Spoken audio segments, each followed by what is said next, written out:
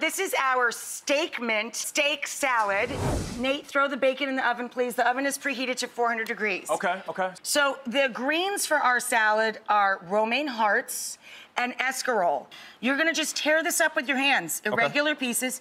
Fill the baking sheet, drizzle the croutons with olive oil, season them with salt and pepper, throw them right in the oven with the bacon. This steak comes to room temperature.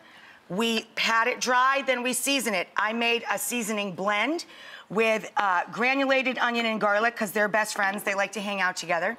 Salt and pepper, kosher salt, coarse black pepper. They also like to go around together. And then busted in on the party, a little bit of ground sage or dried sage leaves.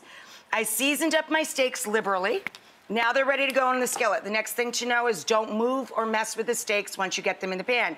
Let them get a deep, deep, deep brown. That's a caramelization of the natural sugars in the protein before you move them, okay? Then we're gonna let the meat rest before we cut the meat, and we cut the meat always after it rests against the grain. Nate chopped up the romaine hearts and escarole. Now he's arranging on top semi-dried tomatoes, thinly sliced cornichon. Don't be cheap with, we paid for all of this. I got you, girl, okay. I got you. Cornichon sliced lengthwise. Pickle Bay. Nicely done, sir. Okay.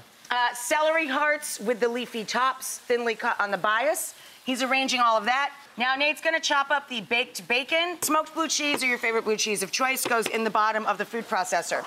A big old handful of basil leaves go into our food processor. A handful of fresh thyme goes into the food processor. 2 fat cloves of crushed garlic, a tiny little sprinkle of superfine sugar or a drizzle of honey. You need to balance the salt and the sharpness of the blue cheese. About a half a cup of EVOO, about 3 tablespoons, 1, 2, 3, of white wine vinegar, and about a teaspoon to a teaspoon and a half, depending on how spicy you like it, of crushed red pepper flake. That's it. We let this go. It smells so good.